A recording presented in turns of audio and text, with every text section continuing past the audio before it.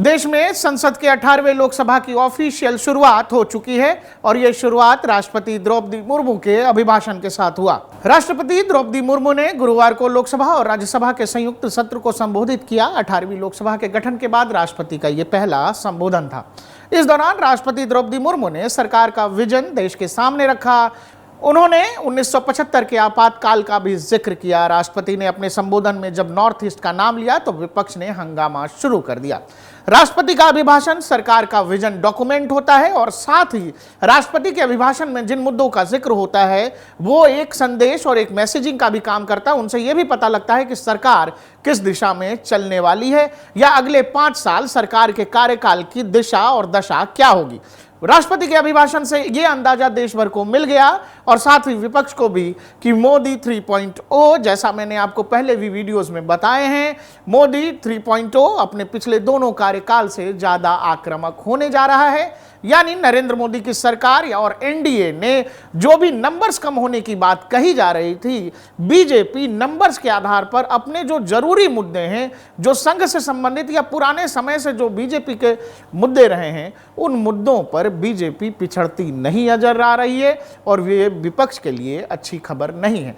राष्ट्रपति ने संबोधन में जिन जिन मुद्दों का जिक्र किया वो एक मैसेज देने के लिए बिल्कुल साफ है कि मौजूदा सरकार किस दिशा में चलने वाली है। राष्ट्रपति ने अपने संबोधन में आपातकाल का भी जिक्र किया। उन्होंने कहा कि 1975 में देश में हाहाकार मच गया था।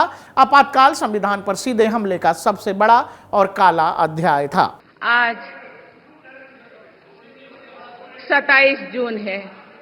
25 जून 1975 को लागू हुआ आपातकाल संविधान पर सीधे हमले का सबसे बड़ा और काला अध्याय था।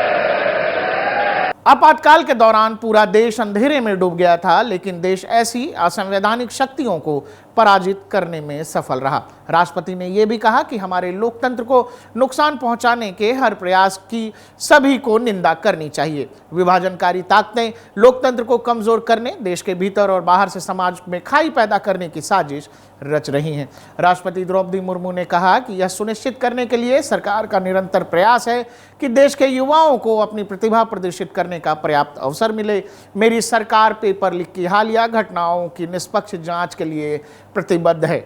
दोषियों को कड़ी सजा मिलेगी। इससे पहले भी हमने विभिन्न राज्यों में पेपर लीक होते देखा है। इसके लिए दलगत राजनीति से ऊपर उठकर संसद द्वारा एक सख्त कानून बनाने की जरूरत है। राष्ट्रपति जब ये पेपर लीक की बात करेंगे तो आपको यह समझना पड़ेगा, पिछले कुछ दिनों में कई सारे एग्जाम कैंसिल हुए हैं, कई सारे पेपर लीक्स हुए हैं। उस पर सरकार ने राष्ट्रपति के अभिभाषण में दूसरा ही मुद्दा जो राष्ट्रपति ने कहा, यानी कि सरकार पेपर लीक के मुद्दे पर कुछ बड़ा करने जा रही है, ऐसा मैसेज राष्ट्रपति के अभिभाषण से मिला है।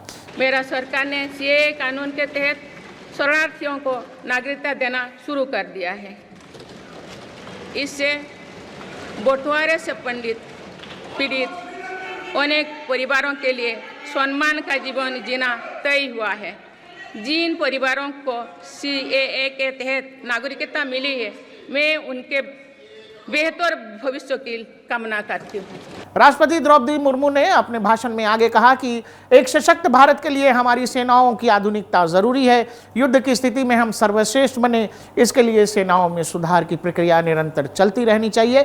इसी सोच के साथ मेरी सरकार ने पिछले 10 वर्षों में कई महत्वपूर्ण कदम उठाए हैं। पिछले 1 दशक में हमारा रक्षा निर्यात 18 गुना से बढ़कर 21,000 करोड़ रुपए तक पहुंच चुका है। राष्ट्रपति द्रौपदी मुर्मू ने अपने संबोधन में आगे कहा कि मेरी सरकार ने सीएए कानून के तहत शरणार्थियों को नागरिकता देने का काम शुरू कर दिया है। इससे बंटवारे से पीड़ित अनेक परिवारों के लिए सम्मान का जीवन जीना तय हुआ है। जिन परिवारों को सीएए के तहत नागरिकता मिली है, मैं उनके बेहतर भविष्य की कामना करती हूँ। राष्ट्रपति द्रौपदी मुर्मू ने अपने भाषण में आगे कहा कि सरकार ने पीएम सम्मान निधि के तहत देश के किसानों को 3,20,000 करोड़ रुपए से अधिक की राशि प्रदान की है। मेरी सरकार के नए कार्यकाल की शुरुआत से अब तक 20,000 करोड़ रुपए से अधिक की राशि किसानों को हस्तांतरित की जा चुकी है। सरकार ने खरीफ फसलों के लिए एमएसपी में भी रिकॉर्ड बढ़ोतरी की है। आज का भारत अपनी वर्तमान जरूरतों के ध्यान में रखते हुए अपनी कृषि व्यवस्था में बदलाव कर रहा है। आजकल दुनिया में जैविक उत्पादों की मांग तेजी से बढ़ रही है। भारतीय किसानों के पास इस मांग को पूरा करने की पूरी क्षमता है। इसलिए सरकार प्राकृतिक खेती और इससे जुड़े उत्पादों की सप्लाई चेन को सशक्त कर रही है। राष्ट्रपति द्रौपदी मुर्मू ने अपने संबोधन में जो महत्वपूर्ण बात की उसमें एक नॉर्थ ईस्ट का भी जिक्र किया। विपक्षी सांसदों ने हंगामा मचाया जैसे ही नॉर्थ ईस्ट का जिक्र राष्ट्रपति ने किया। राष्ट्रपति द्रौपदी मुर्मू ने अपने भाषण में आगे कहा कि आने वाला समय ग्रीन एरा यानी हरित युग का है। सरकार इसके लिए भी हर जरूरी कदम उठा रही है। हम हरित उद्योग पर निवेश बढ़ा रहे हैं जिससे ग्रीन जॉब भी बढ़े। द्रौपदी मुर्मू ने कहा कि यह दुनिया का सबसे बड़ा चुनाव था। करीब 64 करोड़ मतदाताओं ने उत्साह और उमंग के साथ अपना कर्तव्य निभाया है। इस बार भी महिलाओं ने बढ़ चढ़कर मतदान में हिस्सा लिया है। इस चुनाव में बहुत सुखद तस्वीर जम्मू कश्मीर से भी सामने आई।